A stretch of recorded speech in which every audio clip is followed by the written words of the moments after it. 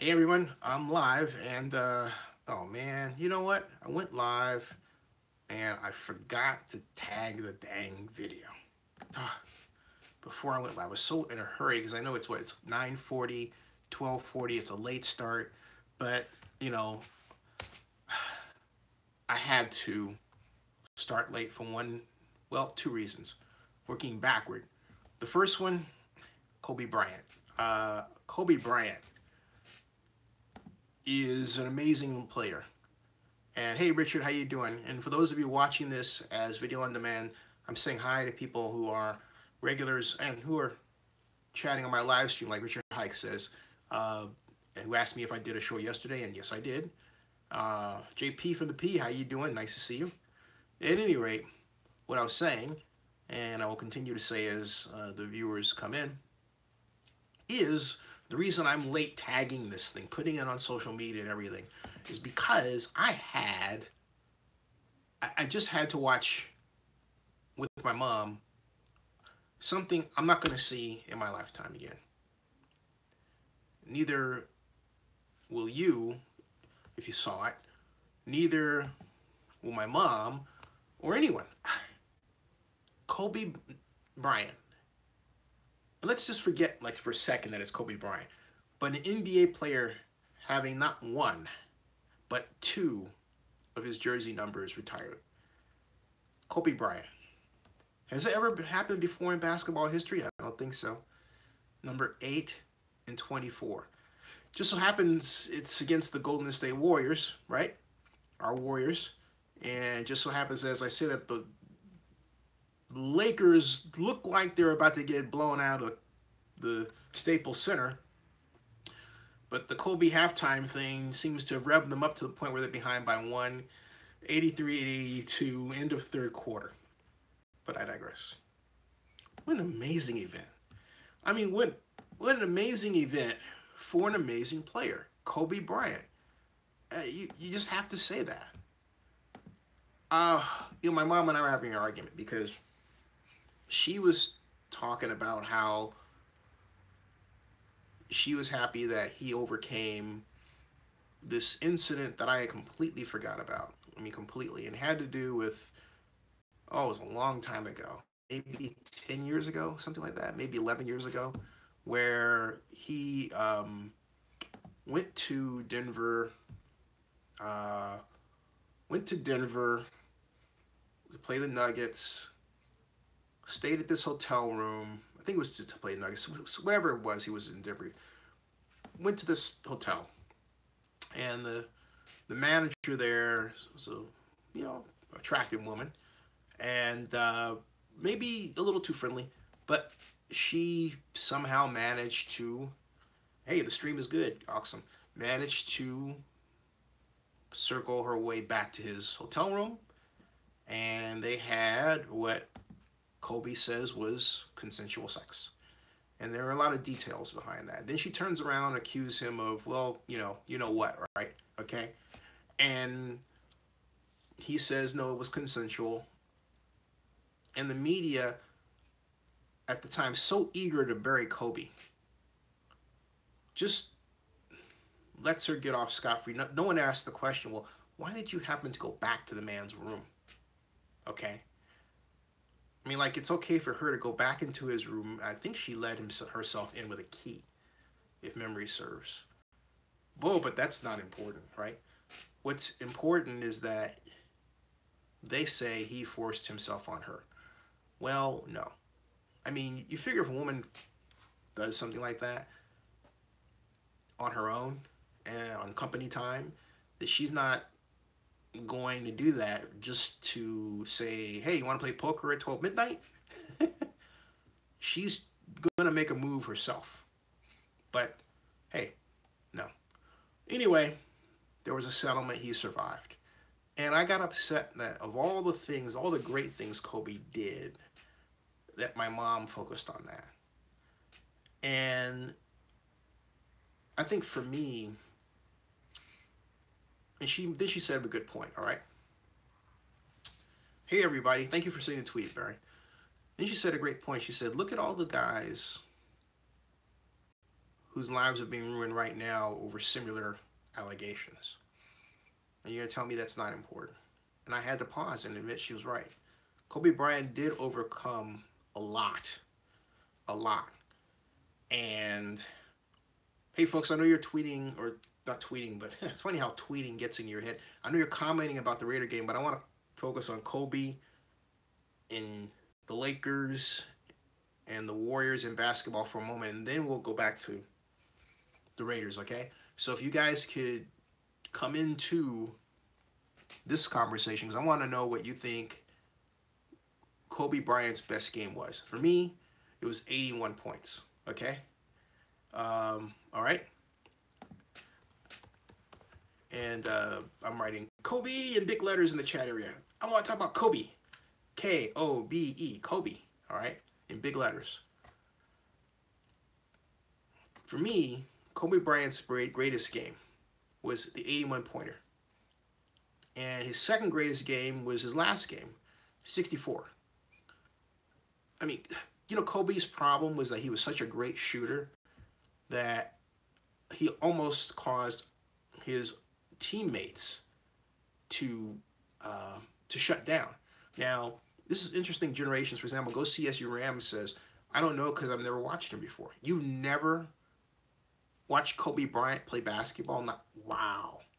Now, Go CSU Rams, in fairness, is what now? You're 18 now, right? So Kobe played over the last 10 years. 10 years ago, Go CSU Rams was Noped. I was what, 8 years old, right? And now you're 18? You're almost 18, okay. Still, okay, let's say you're 17. Then this is the new generation. This is interesting because this year marks, I believe, a generational passing, right? In other words, Barry Lee says his best game for me was when he retired. I guess someone doesn't like Kobe. Go see as Ram says, in January I turn 18 next month, whereas Barry Lee is, I think, 48, 49. I admire basketball greatness. I really do.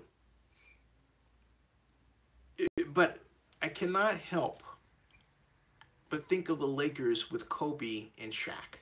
To me, those were the greatest Kobe years ever.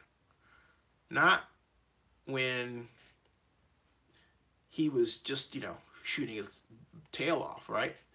But when he was playing in concert with arguably the greatest center in NBA history. I did say that. I said that Shaq is arguably the greatest center in NBA history, okay? Arguably, all right? Big 8 says he broke Elgin Baylor's record for most points scored in a game for the Lakers. Elgin scored 71 versus the Knicks. Thank you for that, Big 8-4. Joseph Binsman says, hey, Thomas Beltran, how are you? He says, I wonder if LeBron was facing the allegations Kobe faced in 2003, or Kobe was facing then now instead of 2003 with his rise in outing of sexual abusers, harassers, how it would go down. That's my mom's point. And I had to be brought back to earth by that because it seems, you know, that in that day, if you think about it, what happened with Kobe in 2003 was before social media. Now, it's more than, what, it's 14 years later, and we are awash in social media. It's transformed society, and we have this other court system that's just taking people down without evidence or sheer proof. Yeah, Kobe in that instance, and that gay guys would have come out a little differently. How, I don't know. But I think knowing how things work now, okay, that once what the accuser did was released, first of all, her name would have been released. Someone would have leaked her name, and there would have been this hue and cry about her that was negative. She would have faced her own court-martial in social media because she went to Kobe's room. Once the details came out, Kobe would have been exonerated via social media. Okay, that's what would have happened. and it would have been a good thing for Kobe. So hey, maybe it was better off to happen to Kobe now rather than then, because then you only had mainstream media and you had no other layer to give us the details, to give us the truth. We had blogs. But even then, blogs were in their infancy, okay? Not today. Today you have all kinds of media, all right? So Amit Bashar says, who's better, Kobe or LeBron? Kobe. Rick Rice says, yeah, they had 9 jerseys up there. Dude, was that beautiful? Oh, I had to cry. Hey, Donis, how are you? And Richard Hike says, no, we'd hang LeBron. Oh, Joseph Benzman says, no doubt for me, Shaq was more responsible for the Lakers' first 3 titles in the Kobe era. And I don't think they were going to retire Shaq's jersey because Shaq jumped around so much, all right? And so we've got, yeah, Barry Lee is 48. Let's see here. And Joseph Benzman says, would you say the Ray Rice elevator video was the beginning of the social media era, bringing attention to these issues, or pre-social media that cost Rice his career? No, I wouldn't say that's the first, by any means. It is among the most notable, okay, but it's not the first. There are others that came about before that in different ways. For example, Miley Cyrus, and this was more during the blogging era. This was I would say 2010, 2009, and that was when she was grind dancing with a guy named Adam Shankman, and the grind was caught on a video, which was then picked up by TMZ. I mean, and you know, she was grinding him good. Okay, I put it out there, and it was all over the place. And Adam Shankman had to say, "Hey, we're not dating, nothing." This came out on Twitter. All right, now, so there was one example. That wasn't sports related, but that was entertainment related. There was, let's see, there are other matters, like, I mean, there's a number of examples that anyone can think of, but I don't think with respect to sports and what we're talking about, focusing on, you know, domestic abuse issues or abuse issues, I don't think there's a better example than Ray Rice, certainly, but there are other examples, right? Okay, but Ray Rice certainly is the pinnacle example. But in general, in terms of sports and entertainment, I think of Miley Cyrus and Adam Shankman, mainly because I would have loved it if Miley Cyrus had done that to me in a party, okay? But people focused on, well, Adam Shankman is 44, and Miley Cyrus is, what, was she 19 or something like that? I mean, that sort of thing, you know, all the ageism stuff. You know, forgetting for the fact that both are single and of age and, you know, whatever. But it was like, oh, cool, right? But,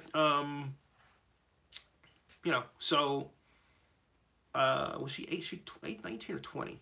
But anyway, the whole point is that it was an event played on social media that forced you to say, it put it right in your face. You thought, what do I think of this? And TMZ got it first and went whoosh, and it was on Twitter, and Miley Cyrus became a Twitter trend, and so that really comes to mind. That really comes to mind. And not only that, they weren't just doing the, you know, dirty dancing on one place. They did it on the floor. They did it in this thing. I mean, they were just kind of like, okay. It was like, geez Louise, dude. All right. And then later, Adam Shankman comes off with the, you know, he's gay thing. And I'm like, well, okay. But the simple fact that I know that kind of detail is attributable to blogs and social media, right? Can anyone think of another example? Because my mind is popping with examples.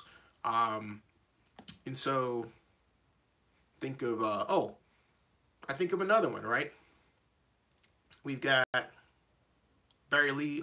I think another example is Magic, and I think Magic has survived quite well.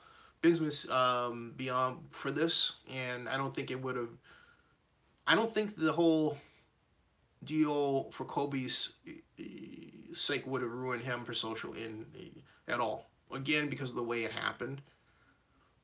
And Rick Rice says Magic has AIDS. Now how is he still alive? Are you serious, Rick Rice? I mean, he does not have AIDS. He has HIV. Actually, he's cured. He's cured of the whole thing.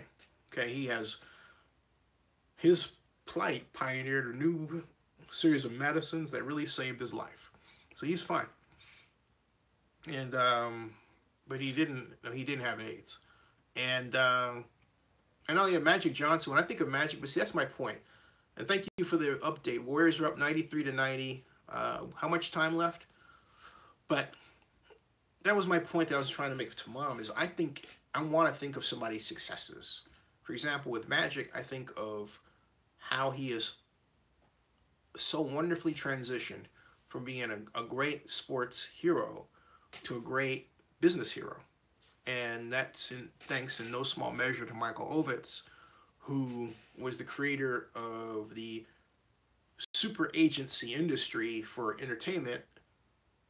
Lee Steinberg was super agency for athletes, but for Ovitz, he created Creative Artist Agency, developed the concept of packaging, and represented a number of great stars.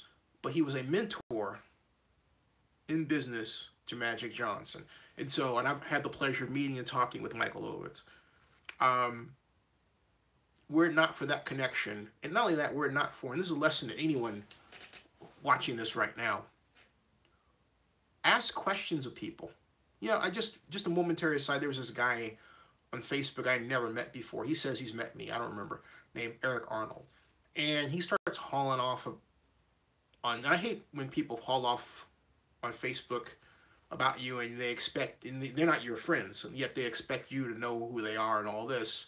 And he's talking about how he says that Libby was the architect of the 10,000 unit plan for Oakland, along with Jerry Brown, which when he wrote that, I thought, this guy is really not there, completely has no clue what he's talking about. And I said, hey, look, I don't know who you are, but you obviously don't know Oakland, because not only are you wrong about Libby, who had nothing to do with that, but you're sparring with the architect, me, one of the architects of the 10K plan.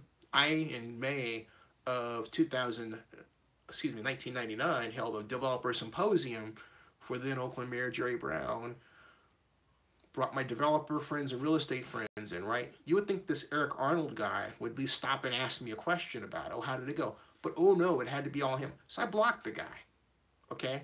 My point is this. When you're talking to somebody or dealing with somebody who has a history that you don't insult them by pretending like or acting like you know things that they don't know when they were there and you weren't.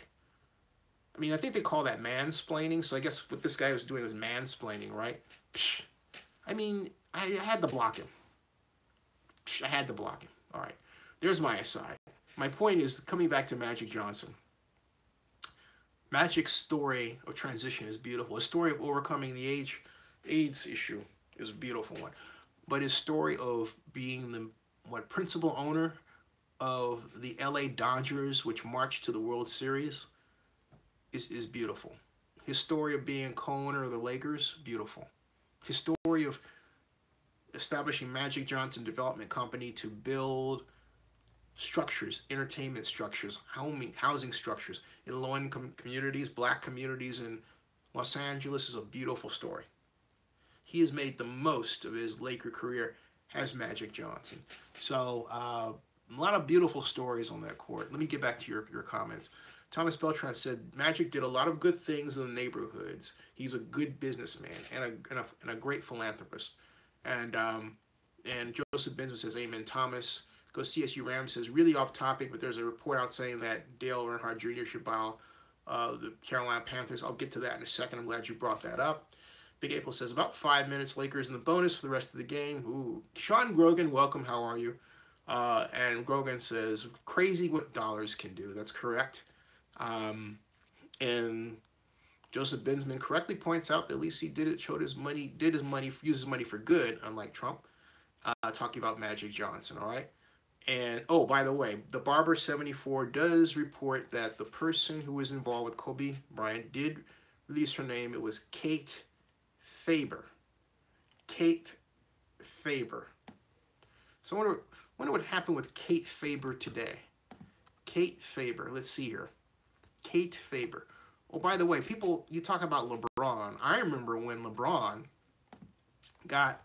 went to the 2012 Olympics and was completely embarrassed by this forgettable name now, who was an Olympic star who he asked out, oh, short white girl, and she not only turned him down, she put it out there on social media. And I'm thinking, why do that to the dude, you know? I mean, it was, she put it out on Twitter. I mean, why do that, you know? I mean, here the man asks you to dinner. Just go to dinner with him. But I'll bet you, and I'm just saying this straight out, because you say, why would I mention that she was white? Why did I say she's a white girl? Because that sounds racist. Nope, race conscious.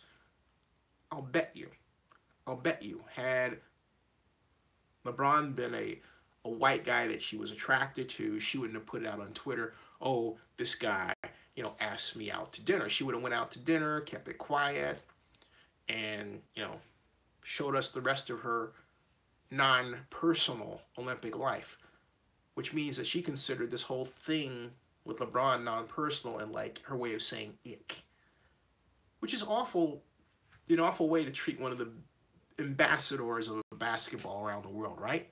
But that's what she did.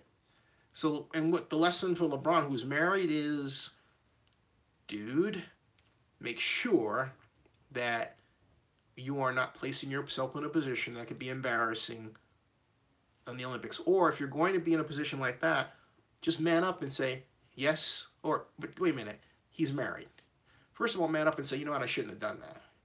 But, because he shouldn't have, he's married. He's married. But my point is, you know, take your wife, okay? But my point is, if he were single, he should have said, yeah, I asked her out, and he should have like tagged her on Twitter and said, yeah, I asked you out. Were you basically trying to say you don't date black guys? Oh, that would have went viral. Oh, that would have been like cool. Right? And if she was like, well, I mean, that would have been an outstanding national conversation writ large and brought to the world's attention. And I think it would have done a lot of good. I really do. But didn't happen, okay? Now we have Caitlin Faber is her it says this is a video of Caitlin Faber allegedly freestyle rapping about her encounter with Kofi Bonner. I'm not kidding you. This is a video on this, and this is, you know, this is what she's doing. She's actually freestyle raps about this. And think about that. I mean, I've never seen this before. This just happened to pop up. After you mentioned it was Kate Faber, and I put her name in Google, this popped up. Caitlin Faber freestyle raps about being da-da-da-da by Kobe Bryant. This is sick.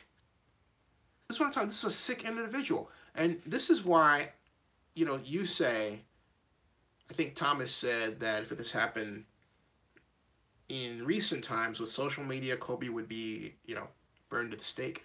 No, she would be burned at the stake. This video would have put out, made viral. Everyone like, oh, what's wrong with you? You know? But she's sitting out here, she's doing that. She raps about it, okay? And she is a former professional black basketball player. And, wow. And now she has, of all things, a Twitter account. Wow. Joined October 2012. If this is the same Kate Faber, maybe not. I don't know. But it is, let me take a look here. That is that. And no, it's a different Caitlin Faber. This is, yeah. This is wild. Kobe Bryant's real accuser, the blonde. Nah, Kathy Fabulous? Ugh. Okay, enough of this. This is disgusting. All right. So Thomas Beltran, different story today, okay? Now, we've got Joseph Business says, I got that one. I got all those comments. I got that comments. Got that comment. Warriors up a bucket by 2 points. Joseph Binsman said Durant got posterized. Joseph Binsman says, like Tiger's first wife, Crawford. There's another example, Tiger Woods. Tiger Woods in social media, I think, had Tiger Woods was really done in by blogs and social media, although I consider blogs to be a form of social media. And that spread like wildfire. Also on Twitter, okay? And I think there was one time where among the Twitter worldwide trends, they were all, I believe, if memory serves, 8 of the 10 worldwide trends on Twitter were all names of Tiger Woods' girlfriends. That was crazy. I'll never forget that. I was like, well, look at this. That was when Twitter was just getting big, okay? Because Twitter was established in 2007 and launched in 2007, just before that. Hey, Eric Young, how you doing? Barry Lee, you're coming in, you're going. Man, you didn't stick around too long. Good night, Barry. Barry Strong. Now, where's John Marks? Big April says, Magic is still my favorite basketball player, after him, Kareem. Okay, so let me ask you this. Oh, by the way, Crawford says, disappeared after she got her settlement. Really? Let me see this. Now I was going to ignore it. Now I'm intrigued again. Warriors are up 100-97, 1 minute and 47 seconds left in the contest. Golden State right now is 23-6. The Lakers are 10-17. But see, now you got me curious yet again. So let me go back to Kate Faber and see what we get here. This is interesting to me. Mildly interesting, all right? So we've got, who is Caitlin Faber? This has to be, who is Caitlin Faber dating? I have no idea. Hold on a second. Cross that one. And so she basically did this for attention? Is that what this is? Okay. Quick facts of Caitlin Faber. Caitlin Faber is a famous American personality who is well known for being former American professional basketball player Kobe Bryant's sexual assault accuser. And this is, I'm not writing this. This is Frost Snow is writing this. This is what I'm reading, just so you see that, okay? Right here. And it says, the stunning Faber was born June 18th, 1985 in Eagle, Colorado. That's her. All right. She is a daughter of father Paul Louis Faber and mother Kristen Ann Faber. All right. Regarding her nationality, she's American and belongs to white ethnicity. Her zodiac sign is Gemini. Says they've got all her stuff, where she went to high school, aspiring singer, and tried out for American Idol, didn't make it, and said Globe published her name on its front page and displayed her censored photos multiple times. And it says she's single. She's 32 years old. And says that her net worth and salary are under review, but after the incident, Kobe Bryant, her net worth is believed to be at $1 million. Jeez Louise. There you go, $1 million. And then on top of that, she rapped about the whole thing. She rapped about it. I'm not joking. She rapped about it. I mean, so if you're really that harmed, you don't rap about something. Hey, tie game 102-102 all with 7 seconds left. So this thing, barring a miracle by the Warriors or the Lakers, is going straight to overtime. So, yeah. Now, I want to talk about, Big April says, oh, okay, overtime. Overtime, wow. Overtime. Overtime, here we come. Woo-hoo. And Go CSU Rams has a video from Saturday Night Live. Saturday night, I did not see it at all. And Eric Young, you haven't missed anything at all. Go CSU Rams says, when I turn 18, the day after I turn 18, I'm going to register to vote, Zenny. Hey, cool. Welcome to politics. regardless of what party you are, an affiliation, the most important thing, go CSU Rams, or P, as you know, as is the initial for your real first name. My advice to you is, my plea to you is to be active. What I mean by being politically active is be conversant on the topics and policies of the day. Understand who and know who your local city council person or alderman is. That's very important. Know who your mayor is. Know who your congresspersons are, both representative and senator. And know who the president is. I know that sounds simple, but there are some people who don't know those things. So at the very least, I'm asking you to know who your local representatives are. If I say, hey, look, you know who your alderman or council member is, you should be able to tell me, hey, look, we have either alderman or councilman or some other name. That's the first thing. You should know who that person is, and you should know how to be able to contact them. That's the first thing. If you don't know that, you don't know politics. Okay, I'm serious. You got to know that, because all politics is local. You'd be surprised once you learn that how many people don't know. It really is, okay? Go CSU Rams. I do my research before I vote. I planned on it. No, know that now, though. And I'm not saying don't wait until you turn 18. Know who your local representative is. Now, everybody watching this should know that. You should know who your local representative in your town is.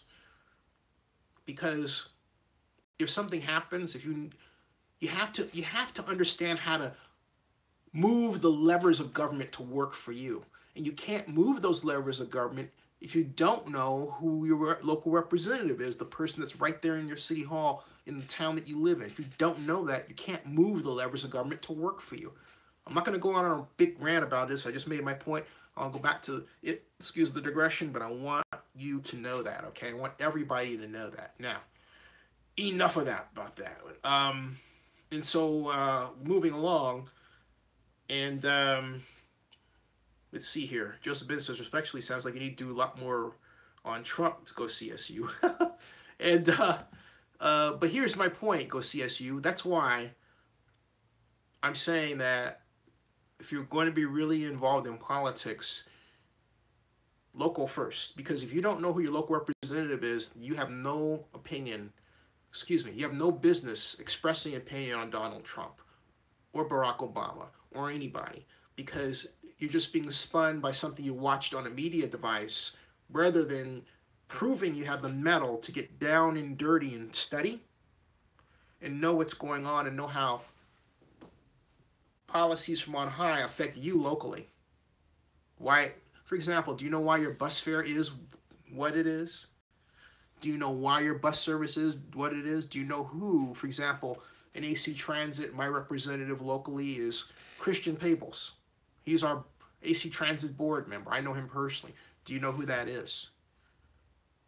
See, the real politics is far different from all the stuff that you see on these other organizations that, if you want to separate the meat and forget the Trump stuff, go CSU, all right?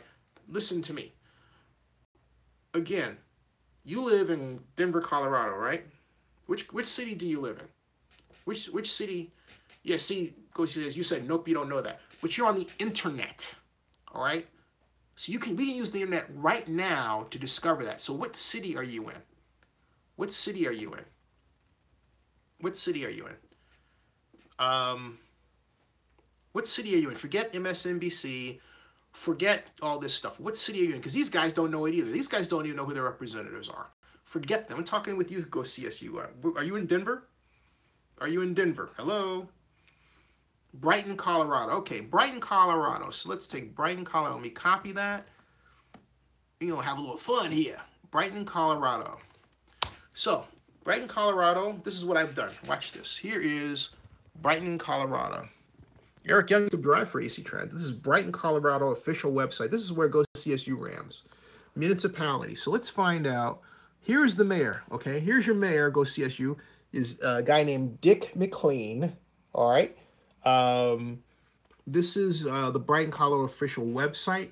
You have city closures listed for Christmas Day. Growing grads, all right? And so now Joseph Binsman does know who his is, okay? I love it. Joseph Binsman took to the floor and said, heck with you, Zinni, I know it. Brighton Weekly. You can report a concern, notify, let's see, your popular links, agenda and minutes, departments, job opportunities, report an assault, ooh boy, oil and gas regulations, contact us. Let's see here. Government, right there. Okay. Government.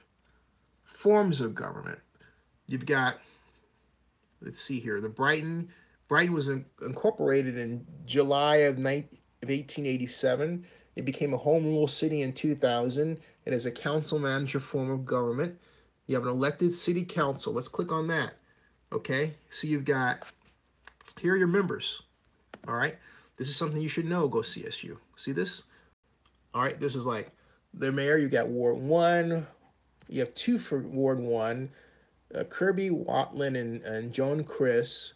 You got, oh, so you do know your city council. You remember which one represents you? Rick Bell, Mary Ellen Pollack, Lynn Baca, Ken Kreitzer, J.W. Edwards, Mark Hoomer. All right. So if you know who these folks are, all right. If you know who these folks are, all right, that's cool.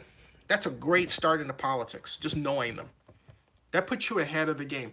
You know who these folks are, you're ready for politics, all right?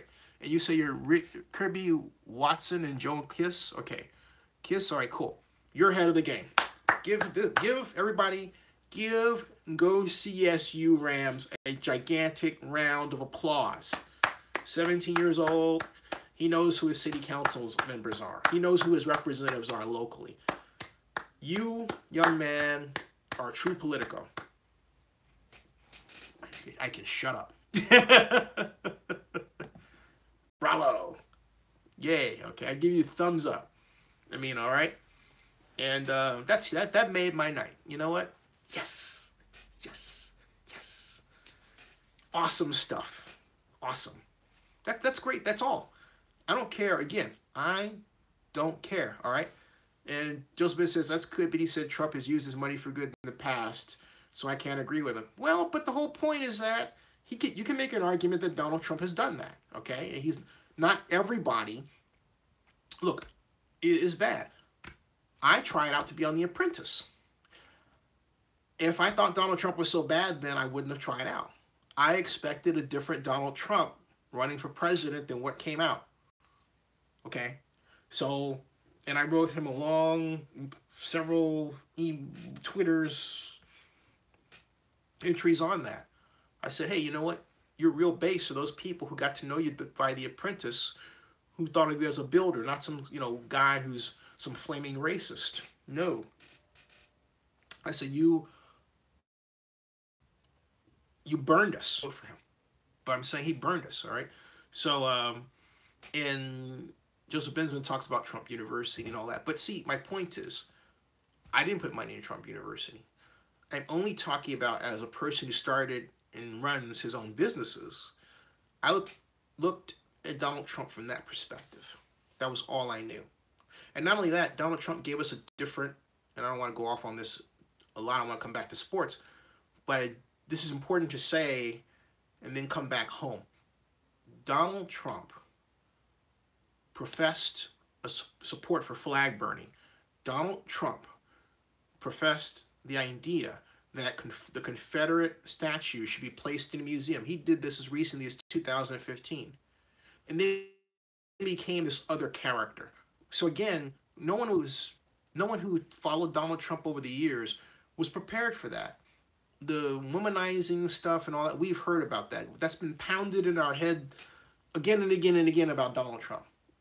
The sad part about it is we've come to expect it. We have been conditioned to expect it and it has not been to our good. I'm just being honest, it has not been to our good.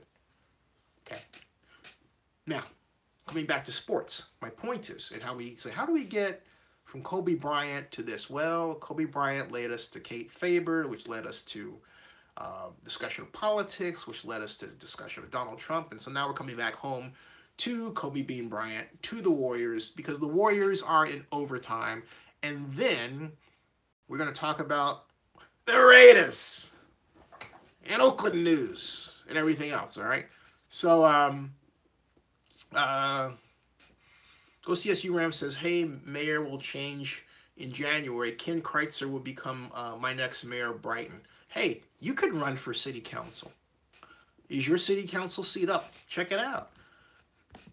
My question to everybody now, let's see what the Warriors game is. Ooh, Lakers are ahead by 1. It is overtime, 1 minute and 1:14.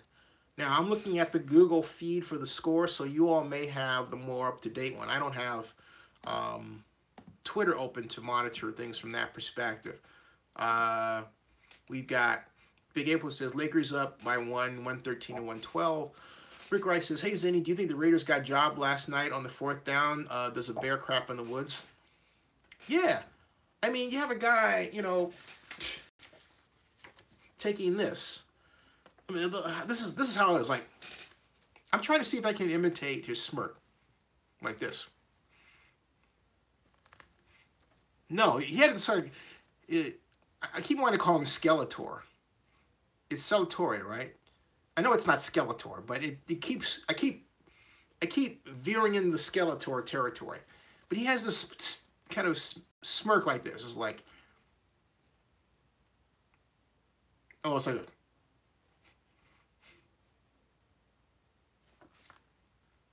And he crosses his eyes a little bit, like that, right? I mean, oof. I mean, you have that happen, you know you're in trouble. You know you're in trouble. Wow. Oh my God. I had to sit up with that one. I mean, you know, come on, all right? So, Eric Young says that Donald Trump is an awesome businessman, but he couldn't understand what black folks saw in voting for him. I mean, I can understand for somebody that did. That's another subject. But getting back to the Raiders issue and what Rick Rice asked me about, and as Joseph Bensman says, Rick Rice says, Oakland Panthers has a nice ring to it. Ha! But yeah, the Raiders definitely got jobbed. They got jobbed by a guy who looked like he should have been in The Godfather. Okay? He looked like he could have worked for Clemenza. Seriously. I mean, what... Let's immortalize this man's name in Raider history. Do you realize we have a murderer's row?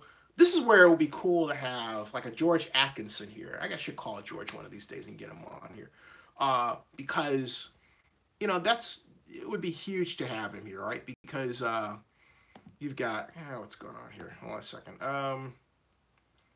There is a weird. Oh boy, oh boy, oh boy. Oh, what's going on here? Huh. Oh, something.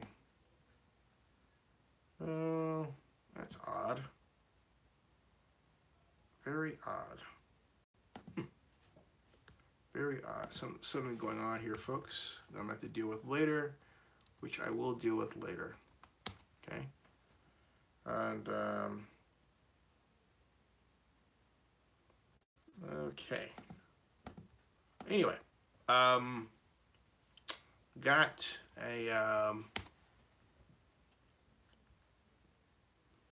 I'm just going to take a moment and fix something, folks. Just one moment, please. Okay. And, got that. Okay. Oh, I think I know what the problem might be. Once I know what the problem is. Okay. Got that. That. Bear with me, folks. I'm just fixing something that should be fixed. Oh, boy. Okay.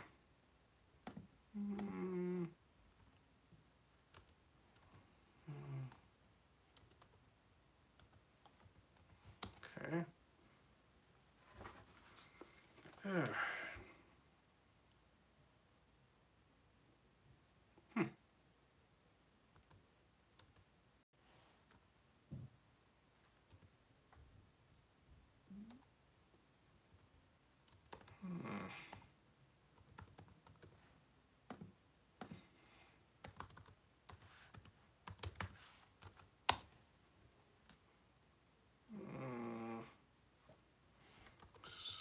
a second, folks.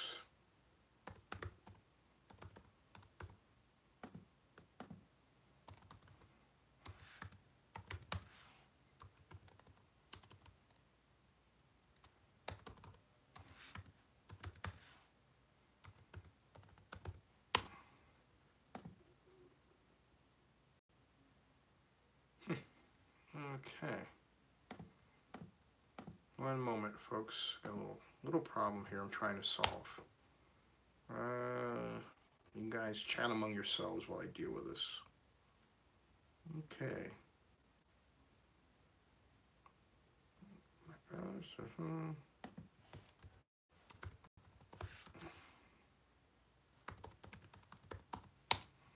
Okay.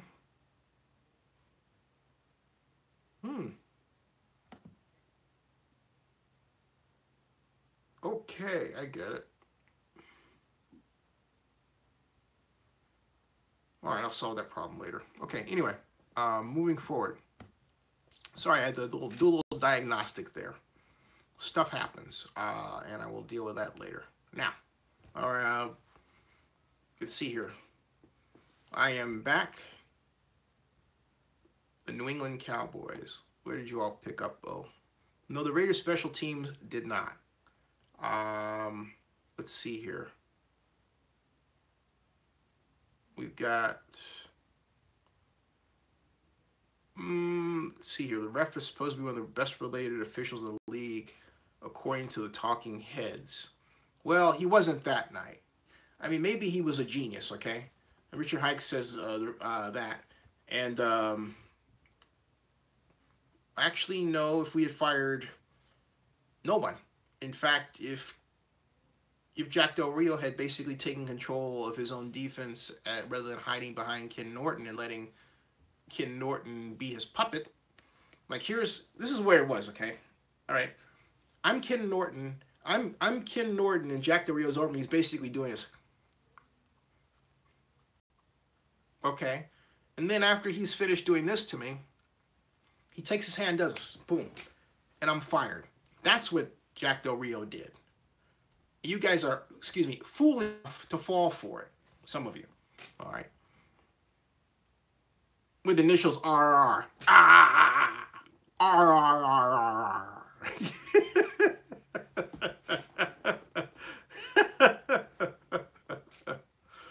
Crawford says the Raiders' cheap job was worse than the Steelers. Steelers that could change their season with the Raiders, that could cost coaches and staff members their jobs. He's right. He's right. Eric Young says the Oakland Raiders are being jobbed by Mark Davis. Possibly. Crawford says that half smirk said it all. It did. It was like the Cheshire Cat, you know? Big April says the Raiders special teams didn't help them either. Rick Rice says that's the way that ref is. He always wants to be the center of attention. You know this guy? And Go CSU Ram says, I don't think he should be fired. Talking about Del Rio, I think it's time for a change. I really do.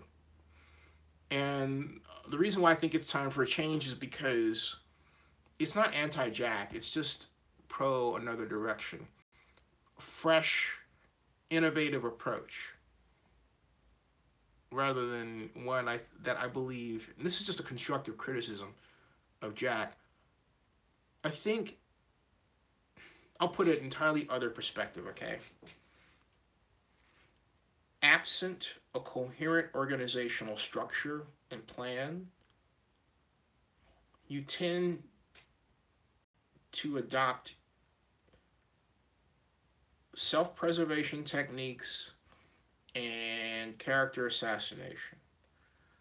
And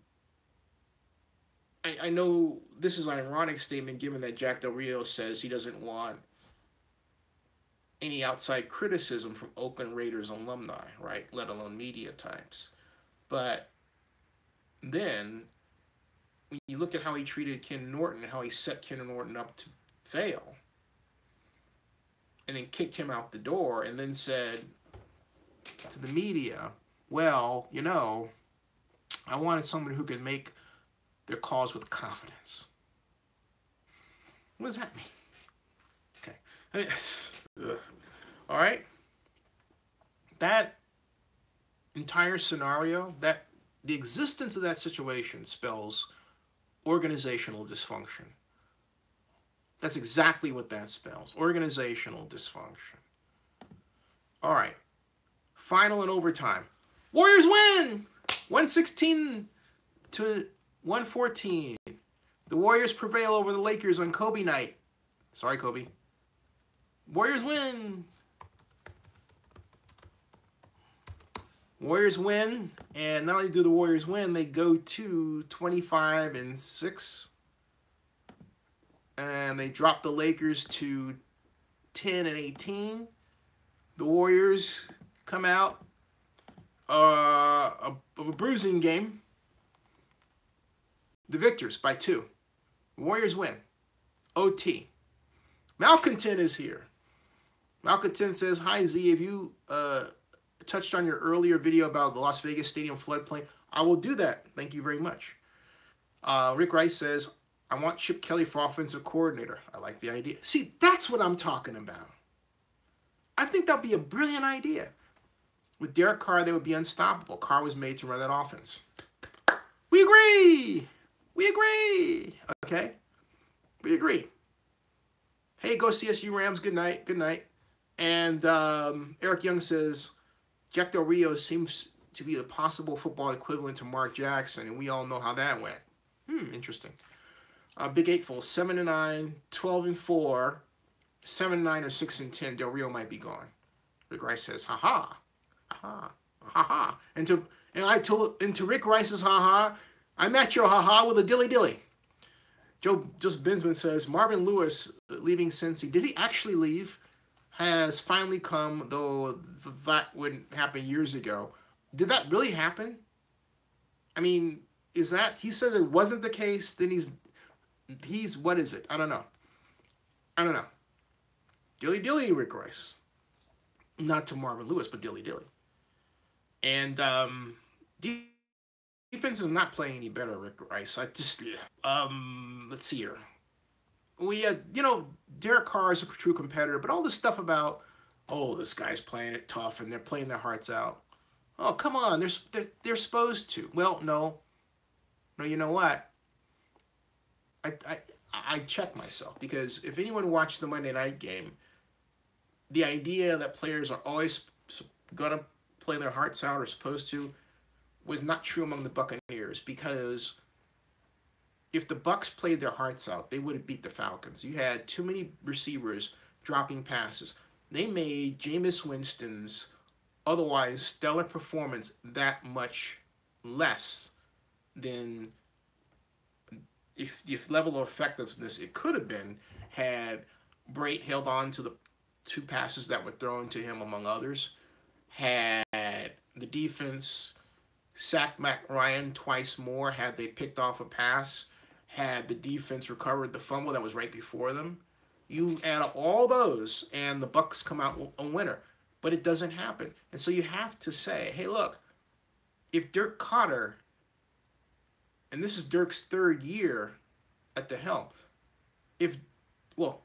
third year in involvement, this is his 2nd year as head coach.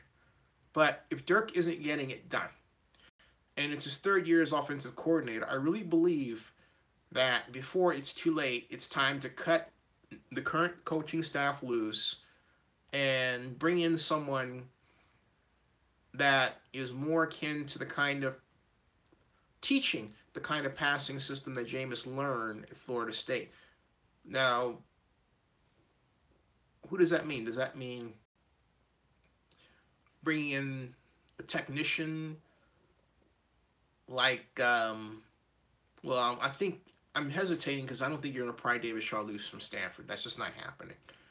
But someone like a Turner Gill or Kevin Sumlin, who's more of an air raid guy, but would be nonetheless interesting. John Gruden or Jay Gruden, if the Redskins are going to fire Jay Gruden, okay. Terry Robisky. I think Terry Robisky would be a fantastic choice for a head coach for the Buccaneers, who certainly knows that offense. Terry Robisky would be...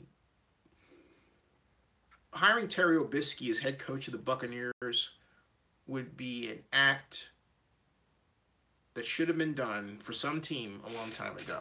All right. But anyway, Dubs win. Rich Hike says 2 TDs killed by penalties. Yeah. Yeah. So Malcolm Tin says I got that one. And got the Eric Young comment. And Joseph Binsman says, oh, Thomas Beltran says it came out P. Diddy wants to buy the Panthers. Joseph Binsman says, yeah, and Kaepernick and Steph Curry said they want to be in on all that purchase of the Panthers. Laugh out loud. Yep. And Eric Young says Tampa Bay's uniforms are hopelessly ugly. And so, but to the comment about Kaepernick and Steph Curry and Diddy, I say this. They should also throw in, and I put this out on Twitter and in a tweet back to P. Diddy and Steph Curry, that they should pursue Lorraine Powell to be a partner in the new ownership group. Why Lorraine Powell? Who is Lorraine Powell? Lorraine Powell is Steve Jobs' wife. She is also worth $14 billion. I mentioned her name on my show before here. And she is co-owner of the Washington Capitals and has always wanted to have her hands in owning another sports organization. She lives in Palo Alto. So why not the Charlotte Hornets, right? The Charlotte Hornets. Why not the Carolina Panthers, right? Now, if the Panthers are purchased, will they remain in Charlotte? I believe it will be a mistake to take the Charlotte out of the Panthers. I really do. They've established a brand there, a fun style of football, a great fan base and season ticket base, a great stadium in the middle of downtown. I don't think you just throw something like that away. I really don't. I really don't. I think if you buy the team at that level of value, which I believe is going to clock in at $3 billion when all is said and done, others like $2.5 billion. I'm sorry, you're not going to see $2.5 billion. You're going to see 3. You're not going to see 2.5. You're going to see 3. Okay. I mean, the Dallas Cowboys are worth almost $5 billion. But you're not going to, when the bidding war starts, and all is said and done with the Panthers, you're not going to see anything south of $3 billion. If the Panthers make it to the Super Bowl, that's a lock. If they get to the NFC Championship, it's a certainty. If they win the Super Bowl, it's over that. So I'm saying it's $3 billion. You heard it here, folks. Anything less than $3 billion, I'm like, ha, ha, ha. No, it's $3 billion. Someone's going to come in and they're going to put on their big person pants or skirt and lay down some cash for that thing. And when it's all done, it's going to be $3 billion. And it's going to realign sports values. It's going to set the value. You say, why $3 billion, Zenny? Because look, Tillman Fertitta, okay, just purchased the Rockets for $3 billion. So you mean to tell me the Carolina Panthers are worth less than the Houston Rockets? I'm not buying that. Big April says, if the NFL didn't let Ronnie Lott buy some of the Raiders, do you think they will let Sean Combs buy the Panthers? You know, I think the main question is P. Diddy in that ready list of potential NFL owners? And I need to find out, fish to find out. Richard Hike says, Penn has made me heated all season, talking about Donald Penn of the Raiders. Anyone else not keen on keeping him around? I have never had anything against Donald Penn personally. I just simply felt that Cam Robinson was the heir apparent to his job because Donald Penn's 32 and Cam Robinson is an outstanding all SEC, all, all NCAA rookie, champion rookie, okay? So that was my feeling. It wasn't against Penn. It was just simply that when a football player gets, over 31, 32, then you start thinking about that person's replacement.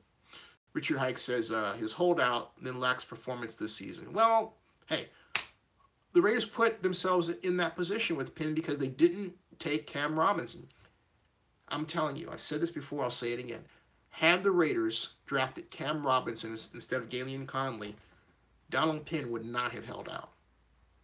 Because he would have known that Cam Robinson's very existence would mean Penn sits on the bench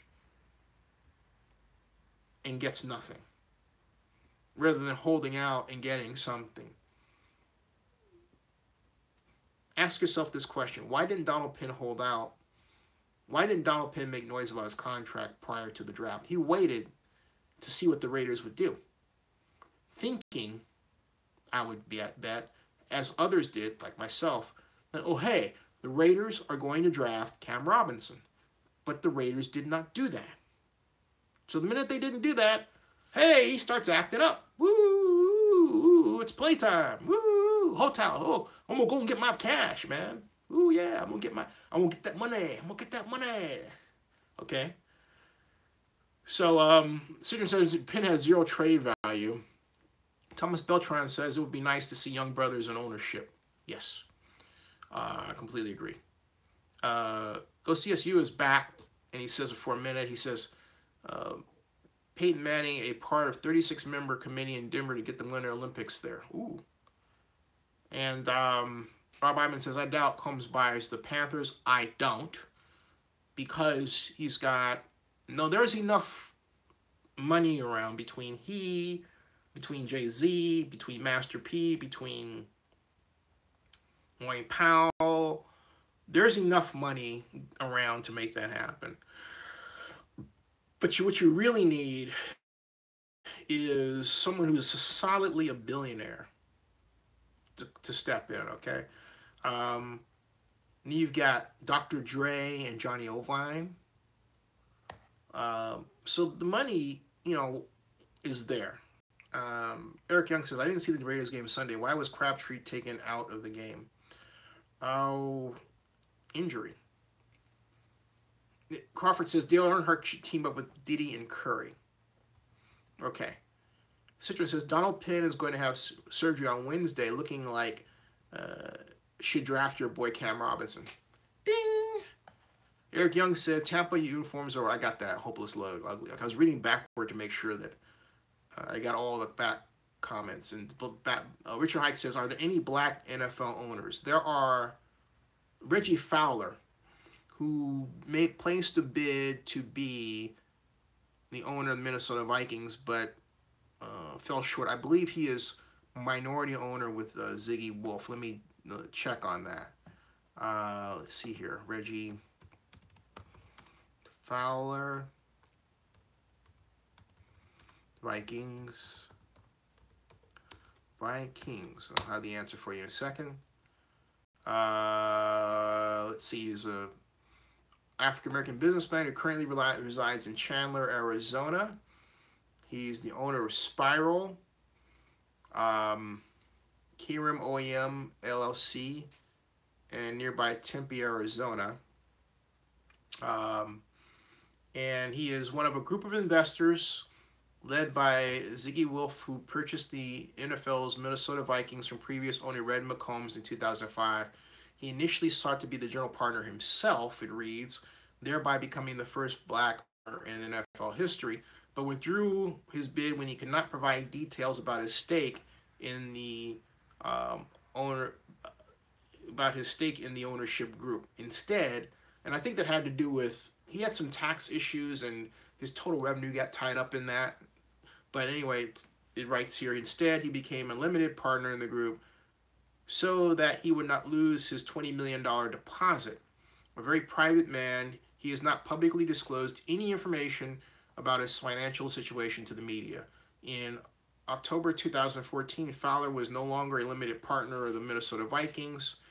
Fowler's admission of default came during a legal deposition in late August in Phoenix. He had lost control of his companies when a receivership was affirmed October 16th in Maricopa County Superior Court after U.S. Bank obtained a judgment against him. Ironically enough, the same U.S. Bank that has its name on the Vikings stadium that plays home to the team that he tried to buy. U.S. Bank claimed Fowler's companies had accumulated $6 million in unpaid debts to it and at least $53 million in debts to other banks. And that's the only update. Let me see if there's something more recent, because that feels like old news to me. Let's see here. We've got yeah, he was a limited partner. He no longer is, and he no longer has a stake in the team. That was 2017. Let's see, Reggie Fowler. Let me just put the quotes around here.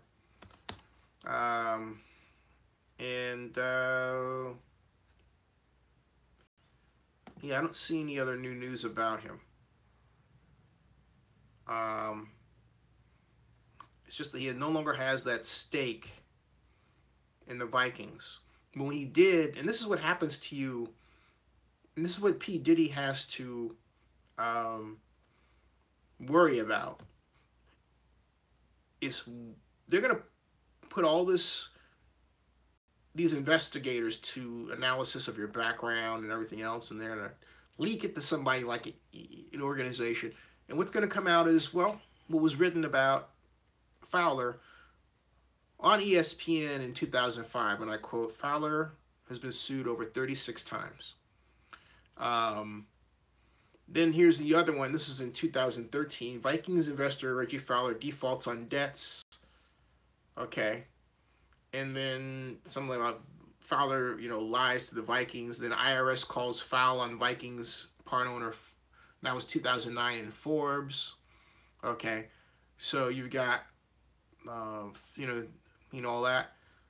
Pulls out his limited partner. And, sadly his wife's got to read about all that stuff, which is sad. Okay. So, yeah, he didn't want to go through that. But, and I don't know what Fowler's up to now. Reggie Fowler. I guess I know there's with Ziggy Wolf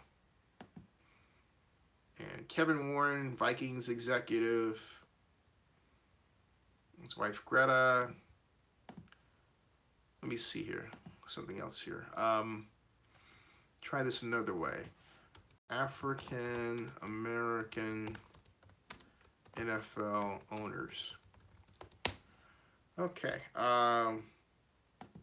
We've got the fraction of African Americans shrinks as we move up the management chain. 43.3% of NBA coaches were black, compared to just 2% of the league's majority owners and the NBA's 49 owners. Michael Jordan of the Charlotte Bobcats was the only person of color. 3 leagues, 92 teams, and 1 black principal owner. All right? If that doesn't look like a plantation system, I don't know what does. That should not be, okay? That should not be. So you got, and all this, and this, the article that I'm looking at came up after Donald Sterling made his remarks, and now we've got Jerry Richardson, right? So this was at that point. This is in 2013. Diddy wants to be the first black team owner. And, of course, there's Reggie Fowler again. First black owner, big step for NFL, but that goes back to Reggie Fowler.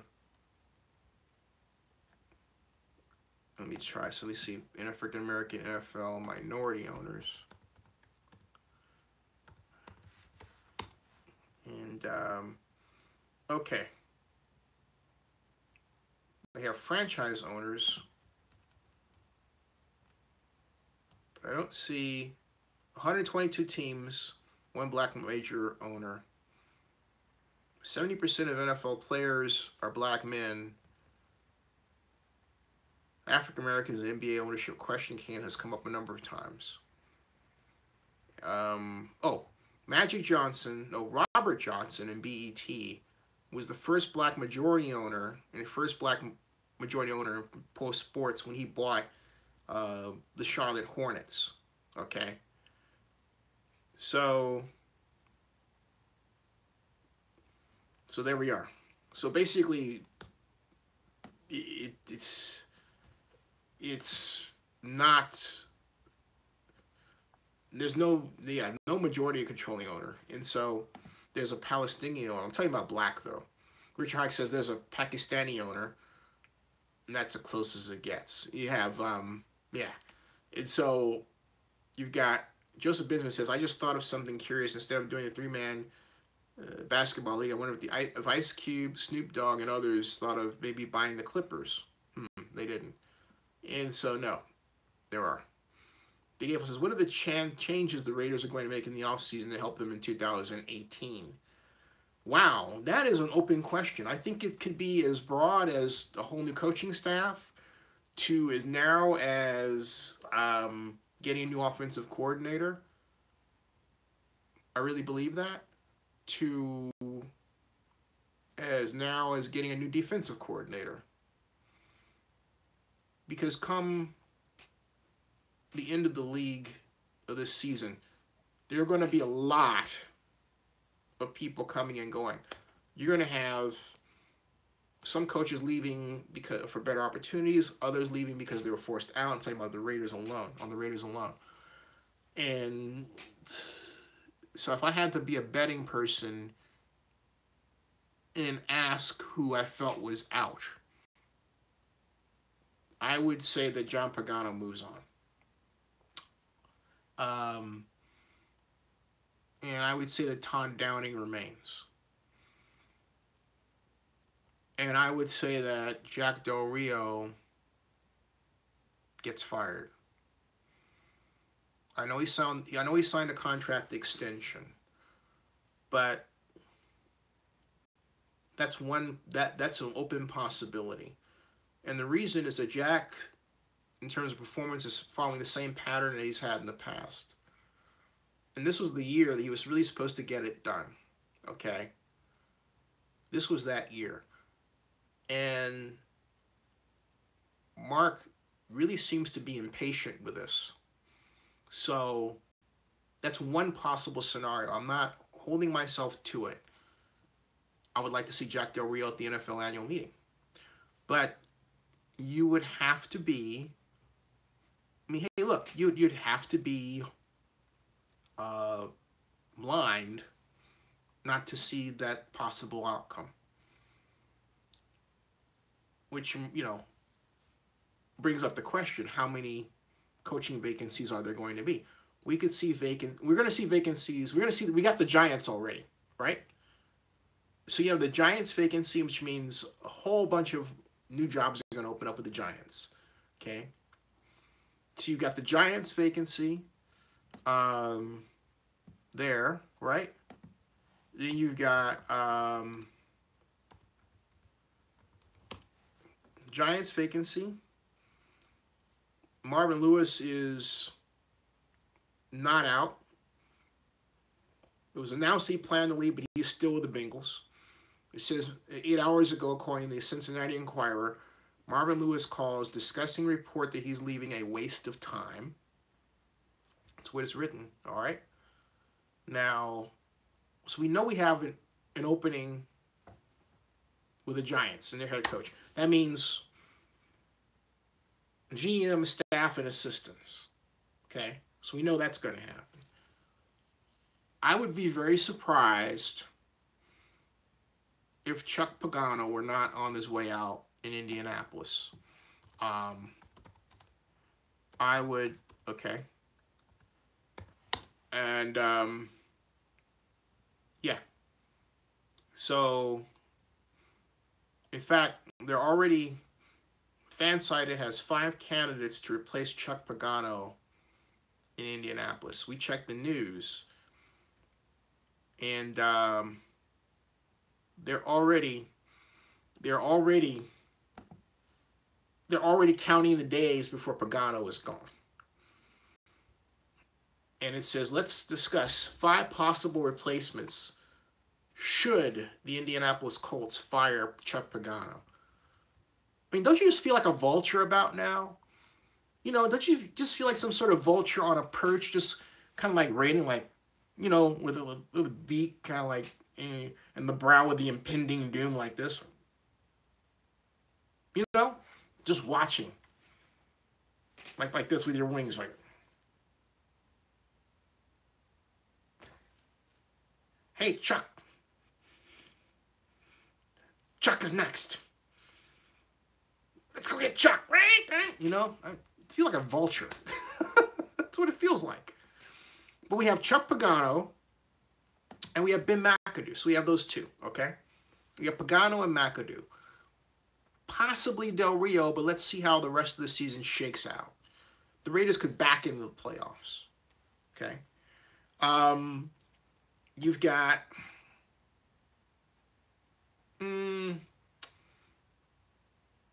let's see where they're not going to happen. You know the Niners aren't going to do anything like that. Jed York is standing pat for once in a long time. The Rams are obviously okay. The Seahawks are obviously okay. The Jacksonville Jaguars are doing well. You've got the Dallas Cowboys and Jason Garrett. I would put them on the wait and see. Because Jason Garrett's been there a while. And I would think that Jerry Jones is getting a little impatient. Dirk Cutter and the Buccaneers, I'd be surprised if Cutter were coming back myself. So you've got Chuck Pagano, Dirk Cutter, and Ben McAdoo. All right? Right? Oh, then we know McAdoo is gone. The others are guesses. Okay? The others are guesses. Oh, and Bill O'Brien. Thank you, Big April. Bill O'Brien. My mom pointed that out. Bill O'Brien with the Texans. So you've got O'Brien. Let's say this is the hot seat. Bryan, you've got to throw in Todd Bowles with the Jets. Bill O'Brien, Todd Bowles with the Jets. Ben McAdoo with the Giants is gone. No, Hugh Jackson's going to be retained for one more year. That's been settled. Ben McAdoo is gone. Well, let's start all over again. As possibility. Okay, McAdoo is gone. Then we got Pagano as a possible gone. Bill O'Brien as a possible gone. Dirk Cutter as a possible gone. Those are those 4 right there. Okay. Van Joseph just got there at Denver, so he's fine. So you've got to put Del Rio as a possible 5th. I think Jim Caldwell is safe as well at Detroit. Jim Harbaugh at the Ravens is safe. He would be a surprise, okay? And I don't think Van Joseph is one and done. That's crazy. That's as crazy as suggesting that Hugh Jackson is done when they said they were going to keep him. John Fox is another one. That's another one. John Fox is possibly done. And so, yeah, so John Fox. So, Rob Iman says Todd Bowles is safe. Okay, so we take Bowles off the list. That's a streaky team. The Bills just got theirs. So you're not having too many. Not having too many. Bruce Arians may retire. That's right. Bruce Arians may retire. That's a great one. Yeah. So you've got Bruce Arians as another possibility. Could Pete Carroll be a surprise departure? I just can't see that. He's too much of a cult. He's too much of a cult figure around there. Joseph Business says Bowles and the Jets have definitely impressed me. Thought they would be in Brown's territory before the season started. Philosopher King says Bruce is the quarterback whisperer. Joseph Business says Fox and Pagano definitely walking on hot coals. Rob Iman says Seattle and Cincy will go in-house. You really stuck on this whole idea of Pete Carroll being out? I'm not seeing that at all. We've got Adam Gase just got there with the Dolphins. So we're looking at about 6 vacancies, okay? We're looking at about 6 vacancies. Right off we're looking at about 5 or 6. 5 or 6 vacancies. Any more than that, it will be a surprise. I mean, it would be a complete surprise. And then you you get into the wild territory. Like, I mean, as in, gee, I didn't expect that. But then we have to ask, who would the I didn't expect that be? I mean, like, John Harbaugh with the Ravens? Okay. That would be a wow, I didn't expect that kind of thing. All right. Bob Iman says Jimmy Haslam could always renege, but why bother? I mean, what's to be gotten out of that? I mean, you have a GM. The GM gets along with the head coach. You give the head coach 1 more year. You already said you're going to do that. Just stick to it. Because you have a known. And if what I've read is true, then it appears that Hugh Jackson got into another kind of Reggie McKenzie situation. Only this time, he was able to survive the GM rather than be cut. Okay. Good for Hugh. So anyway. All right, folks, I'm going to sign off. It's 2:02 in the morning, and I'm going to sign off. I'll see you all tomorrow. Thank you all for tuning in. Thank you all for talking. And tomorrow, Tuesday, let's pick up this matter of coaches on the hot seat where we left off, among other things. Oh, by the way, I did make a video I want you to see before this one. I'm not going to talk about it tonight. I'll talk about it tomorrow, but I made the video. It's my report that the Raiders' land is on a floodplain. Hey, it was confirmed. Hey, all right, so check out. Peace, everybody. Love. Soul. Isn't that how Don Cornelius used to do that? Soul. All right. Watch Star Wars, as Crawford with 371 saying. Dilly dilly. Dilly dilly. Dilly dilly. Dilly dilly, everybody. Dilly dilly. Dilly dilly. Dilly dilly. Dilly dilly. Dilly dilly. Dilly dilly. Dilly dilly. Dilly. Dilly. Dilly dilly. Dilly dilly. Dilly dilly. Good night. Dilly dilly. Joseph Binsman. Dilly dilly, Crawford. Dilly dilly, Rick Rice. Dilly dilly, Big Eightful. Dilly dilly, go CSU Rams. Dilly dilly, Joseph Binsman. Dilly dilly, Corvette. Dilly dilly. Dilly to all 30 of you watching now. Dilly dilly. Dilly dilly.